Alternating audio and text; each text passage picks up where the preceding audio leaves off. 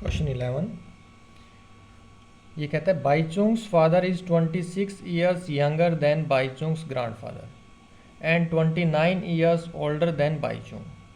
The sum of the ages of all the three is 135 years.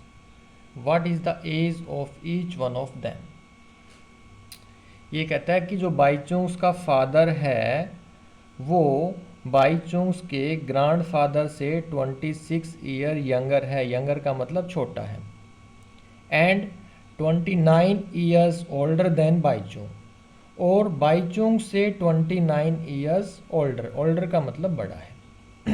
फिर देखिए एक बार, ये कहता है बाईचुंग्स का फादर है वो बाईचुंग्स के ग्रैंडफादर से 26 ईयर्स छोटा है, 26 साल छोटा है. और जो उसका फादर है, बाईचुंग्स का फादर है, वो बाईचुंग से 29 ईयर्स ओल्डर है, यानी कि बाईचुंग से 29 ईयर्स क्या है, बड़ा है. फिर आगे कहता है the sum of the ages of all the three is 135 years. कहता है कि उन तीनों की एज का सम 135 ईयर्स है.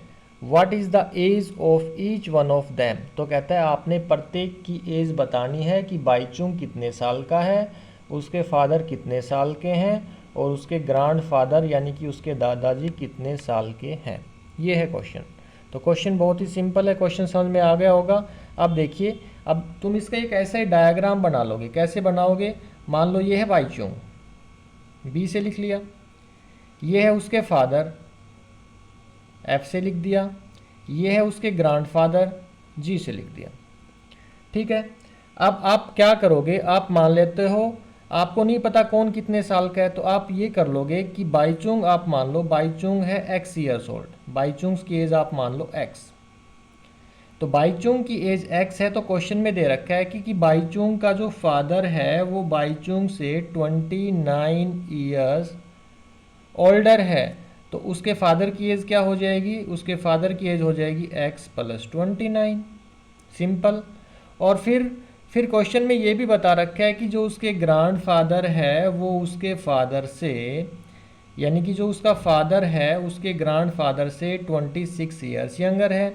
यानी कि जो इसके पापा हैं इसके दादा से 26 साल छोटे हैं. इसका मतलब जो दादा है वो 26 साल बड़े हो गए. इसका अपोजिट लें भाई, फादर है इसके ग्रैंडफादर से 26 साल छोटे हैं, इसका मतलब ये 26 साल बड़े हैं. तो फादर की एज है एक्स प्लस 29, तो ग्रैंडफादर की इसमें क्या हो जाएगी 26, इसमें क्या हो जाएंगे, ऐड हो जाएंगे. भाई ये 26 साल बड़े हैं, 26 साल छोटे हैं. क्वेश्चन हो गया सोल्व. तो अब इसमें क्या करोगे, अब सिर्फ आपने लिखना, ये क्या लिखोगे, सॉल्यूशन देखिए. आप लिखोगे let the age of Baichung, let the age of Baichung is equal to x. Baichung की एज आप क्या मान लोगे, एक्स मान लोगे. क्या मान लोगे, एक्स मान लोगे. ये तो मैंने समझाने के लिए बताया, एक्स ईयर्स. therefore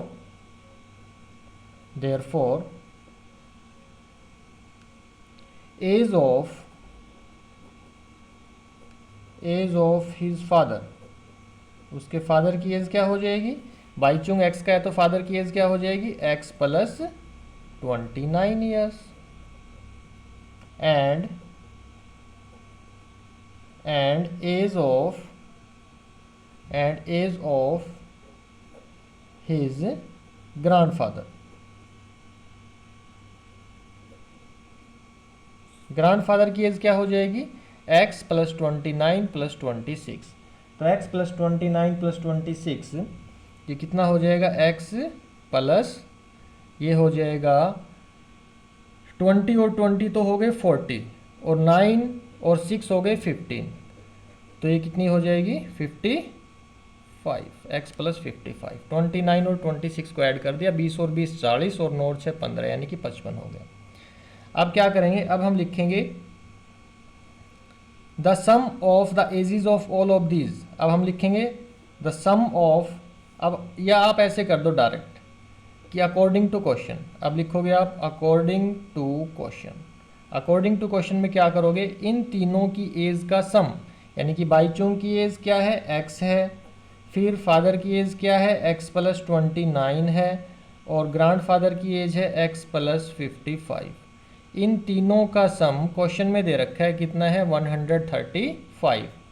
क्या दे रखा है the sum of the ages of all the three is 135 years. तीनों का सम कितना है 135 ईयर्स। आप इसको सोल्व कर लोगे x प्लस x कितना हो गया 3x प्लस 29 और 55 दोनों को ऐड करोगे। कैसे करोगे ये 20 है ये 50 है 70 हो गए और 9 और 5 14 तो 70 और 14 कितने हो गए 84 इक्वल टू 135।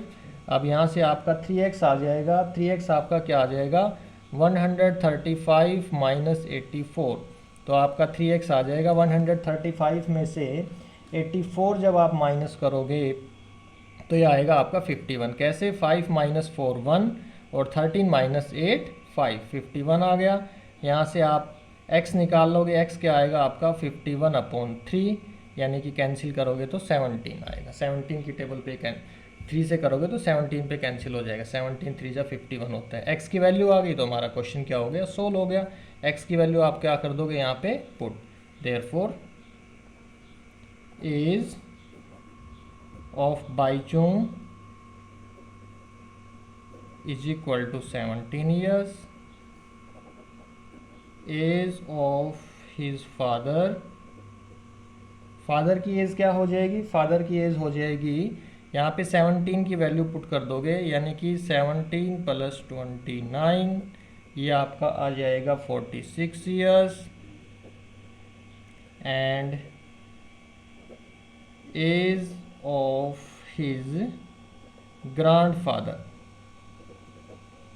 ग्रैंडफादर की एज क्या आ जाएगी ये वैल्यू पुट करोगे यहाँ पे क्या x की वैल्यू 17 प्लस 55 ऐड करोगे तो ये आ जाएगा 55 और 10 65 और 7 72 72 ईयर्स। अब आप क्या कर सकते हो आप इसमें आप चेक भी कर सकते हो कि आपका आंसर है वो रॉन्ग आया राइट आया। अब देखिए बाईचुंग की एज 17 साल आई, उसके फादर की 46 आई और उसके ग्रैंडफादर की 72 आई। अब आप इन तीनों को ऐड करके देख लो, अगर इनका सम 135 ईयर्स आ रहा है तो ये क्वेश्चन आपका राइट है, अदरवाइज आपने चेक करना पड़ेगा कहाँ पे मिस्टेक है। हम ऐड करके देखते हैं। देखिए 7 और 6 13 13 और 2 15 15 का 5 1 कैरी। आप देखिए 1 और 1 2 2 और 4 6 6 और 7 13 135 सम आ गया। इसका मतलब हमारा क्वेश्चन क्या है राइट है। क्वेश्चन 12 देखिए कहता है 15 years from now Ravi's age will be 4 times his present age. What is Ravi's present age. ये क्या कह रहा है क्वेश्चन कहता है 15 ईयर्स फ्रॉम नाउ आज से 15 साल बाद Ravi's age will be 4 times his present age. कहता है आज से 15 साल बाद जो रवि की एज होगी वो उसकी प्रेजेंट एज से यानी कि आज जो उसकी एज है उससे 4 टाइम्स होगी। तो कहता है आपने क्या करना है आपने रवि की प्रेजेंट एज बतानी है कि रवि की प्रेजेंट एज क्या है। तो कैसे करोगे सॉल्यूशन देखिए, उसकी रवि की प्रेजेंट एज बतानी है आपने तो सिंपल क्वेश्चन है आप रवि की प्रेजेंट एज को क्या कर लोगे लेट कर लोगे। लेट प्रेजेंट एज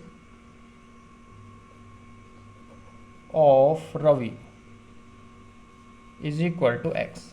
आपने रवि की प्रेजेंट एज को क्या मान लिया एक्स। अब देखिए हम अकॉर्डिंग टू क्वेश्चन करेंगे। क्वेश्चन क्या कह रहा है 15 ईयर्स फ्रॉम नाउ तो आप लिखोगे 15 ईयर्स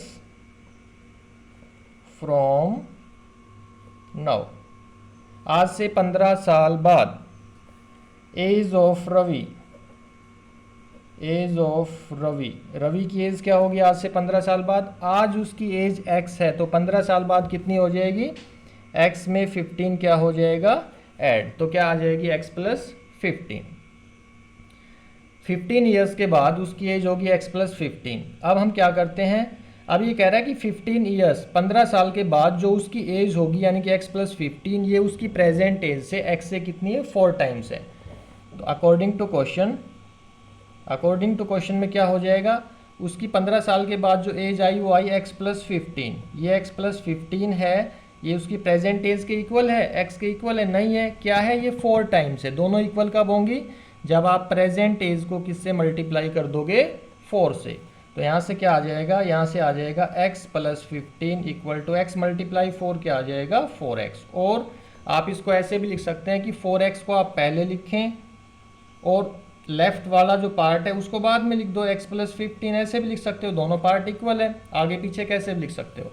अब क्या करोगे आप 4x, x को इधर लेके आओगे तो minus x equal to 15, 4x minus x क्या आ गया 3x, 3x equal to 15, x equal to आपका क्या आ जाएगा 15/3, 3 5 जा 15, 5 आ गया। देयरफॉर x हमने क्या माना था, present age of Ravi, therefore present age of Ravi equal to 5 years. ये आपका क्या आ गया, आंसर आ गया।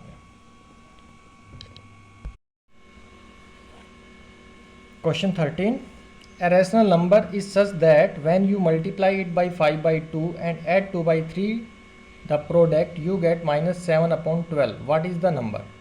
क्या क्या कह रहा है क्वेश्चन, ये क्वेश्चन ये कह रहा है, कहता है ये rational number is such that, कहता है कोई रैशनल नंबर है, कहता है when you multiply it by 5/2, जब उस रैशनल नंबर को 5/2 से आप मल्टीप्लाई करते हो एंड, और उसके बाद मल्टीप्लाई करने के बाद उसमें 2/3 आप ऐड करते हो,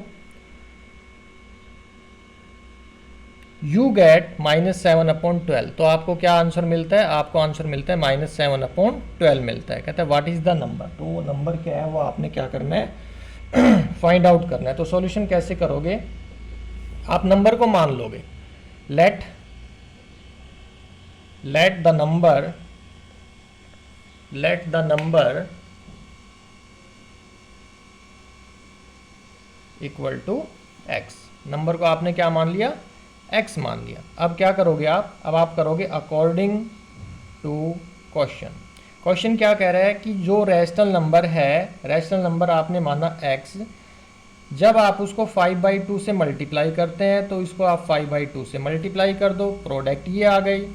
फिर कहता है इसमें 2/3 क्या करना है, आपने ऐड करना है, तो आप इसमें 2/3 ऐड कर दो, तो आपको आंसर क्या मिलता है, आपको आंसर मिलता है -7/12। ये आपकी लीनियर इक्वेशन बन गई। अब देखिए कैसे करोगे इसको, x की 5 के साथ होगी तो क्या आ जाएगा 5x/2 प्लस 2/3 इक्वल टू -7/12। अब आप क्या करोगे, अब आप करोगे 5x/2, ये 2/3 है, इसको लेफ्ट से राइट में जब आप ट्रांसफ़र करोगे तो इधर तो -7/12 है, ये इधर जाएगा तो -2/3 हो जाएगा।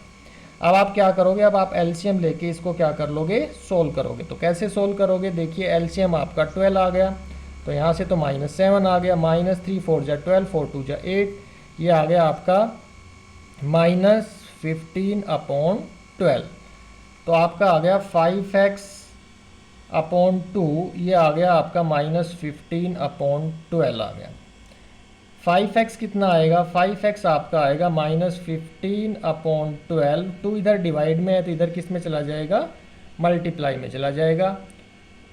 तो यहाँ पे आप इसको सोल्व कर सकते हो या बाद में भी कर सकते हो, कैसे, और x निकालना है तो x कैसे निकाल लोगे, -15/12 मल्टीप्लाई 2 था, 5 इधर मल्टीप्लाई में तो इधर कहाँ पे आ जाएगा, डिवाइड में। अब आप इसको क्या कर दो, कैंसिल कर दो, 5 3 जा 15, 2 6 जा 12, 3 2 जा 6, कितना आ गया -1/2 आ गया। x की वैल्यू आ गई -1/2, therefore required number equal to -1/2। ये आपका क्या आ गया, आंसर आ गया। क्वेश्चन नंबर 14 देखिए, कहता है Lakshmi is a cashier in A bank, she has currency notes of denominations 100 rupees, 50 rupees and 10 rupees respectively. The ratio of the number of these notes is 2:3:5. The total cash with Lakshmi is 4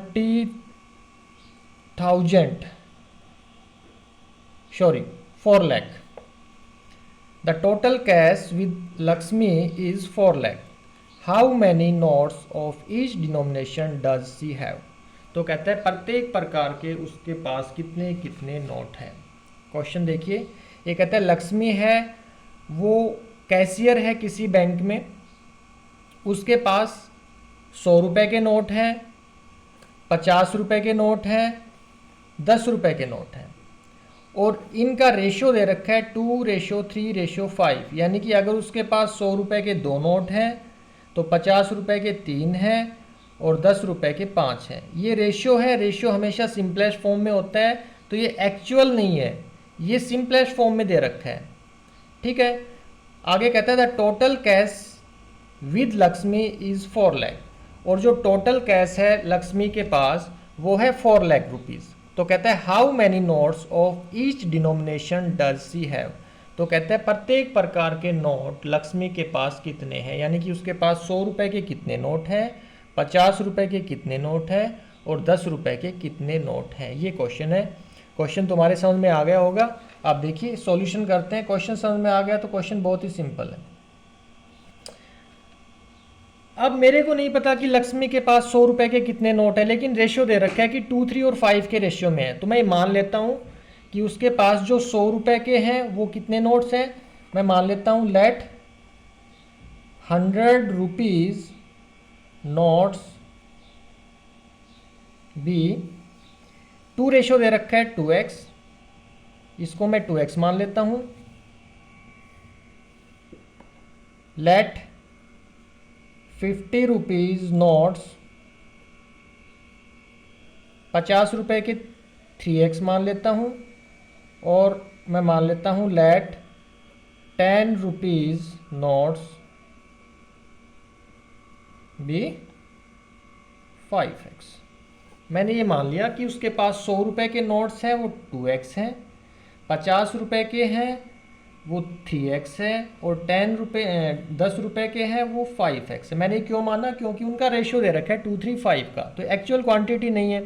तो actual quantity नहीं है यानी कि ये किसी number से cancel करके लिख रखे हैं, तो मैंने उस नंबर को क्या मान लिया, x मान लिया, यानी कि उसके पास 100 रुपये के 2x है, 50 रुपये के 3x है और 10 रुपीज़ के कितने हैं 5x है। यहाँ तक क्वेश्चन समझ में आ गया।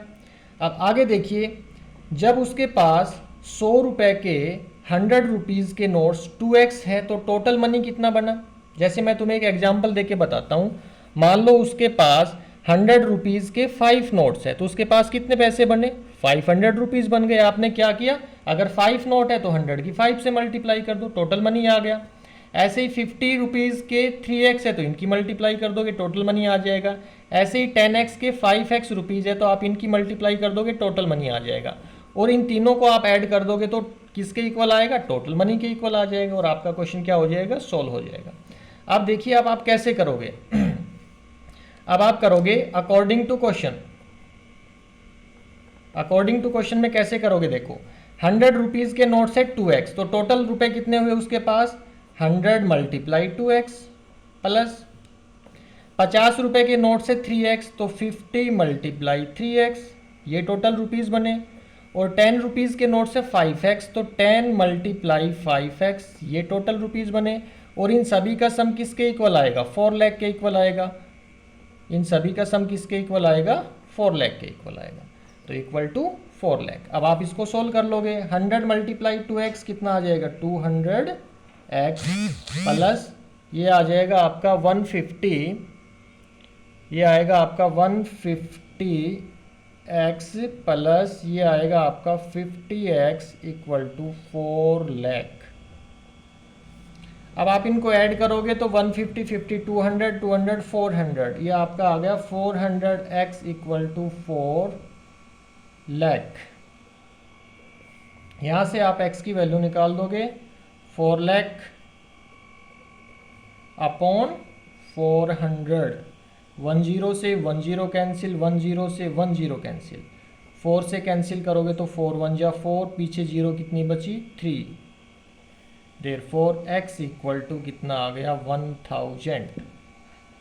x की वैल्यू 1000 आ गई, देयरफॉर जो 100 रुपीज़ नोट्स हैं, 100 रुपीज़ नोट्स, ये तो कितने होंगे उसके पास, 2x माने थे, x की वैल्यू 1000 आ गई, तो 2 मल्टीप्लाई 1000 कितना आ जाएगा 2000 नोट्स। 50 रुपीज़ नोट्स, ये 3x माना था तो कितना आ जाएगा 3000 नोट्स। और 10 रुपीज़ नोट्स, ये आपने माना था 5x, तो ये आ जाएगा 5000 नोट्स। ये आपका क्या आ गया, आंसर आ गया। तो ऐसे आप इस क्वेश्चन को सॉल्व करोगे।